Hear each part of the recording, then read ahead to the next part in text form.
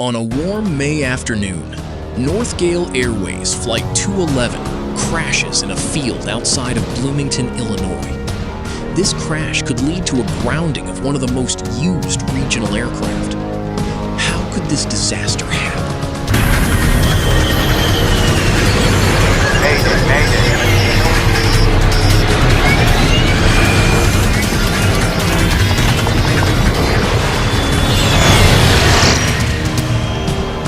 On the night of May 26, 2007, people walk aboard a plane in Bloomington, Illinois.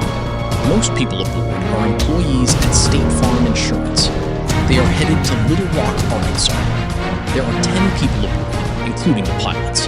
The plane, N67RQ, was a 5-year-old CRJ-200, formerly belonging to Independence Air. The captain, Rob Richards, was a new hire by the airline, who piloted BAE Jetstreams for Trans-States Airlines for 2 years before he was hired in October 2006. The first officer, Chris Warner, was a brand new pilot hired in July 2006. Northgale Airways was a low-cost regional airline based out of Little Rock, Arkansas. It was founded as a charter airline in 1981 as Arkansas Express, before becoming a scheduled airline in 1998, which also came with the name change to Northgale Airways. Their initial fleet included 7 Saab 340s and 2 Fairchild Metroliners before the recent acquisition of 5 CRJs. I lived in Little Rock and was meeting my cousins in Bloomington. Northgale had the best price and was the only airline offering direct flights to and from Bloomington. 1:06 in the afternoon, the plane takes off for Little Rock. It had been drizzling earlier in the day, but now the skies have cleared up, allowing birds to fly and people to go outside. The plane begins banking to the left. The captain looks at his instruments and notices engine number 1 is out.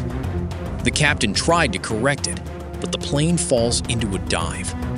The captain and first officer have to single-handedly save the plane, an insurmountable task. The captain pulls up, but it is too late. But when we hit the ground, I remember being jolted around, ran out of the wreckage, but after that, I don't remember much. My next memory is being loaded into an ambulance. At 1:07 p.m., Northgale Airways Flight 211 crashes in a field. The only survivor is Matthew Maltese. Rescuers from the Bloomington Fire Department quickly arrive on the scene.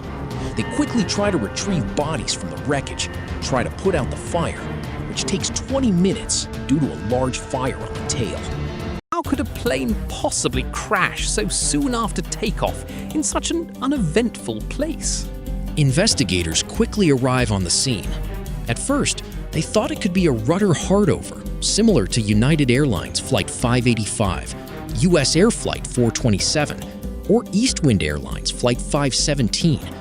However, the rudder was found in a normal position. Then, a revelation is made. The NTSB finds the wing with pink liquid splattered onto it. Investigators test the liquid and find out it is bird remains. However, if a bird strike happened, which is probable, the aileron shouldn't have been negatively affected. Investigators think there is another factor which jammed the ailerons. However, when the investigators inspected the aileron, which shouldn't have jammed, they found rust.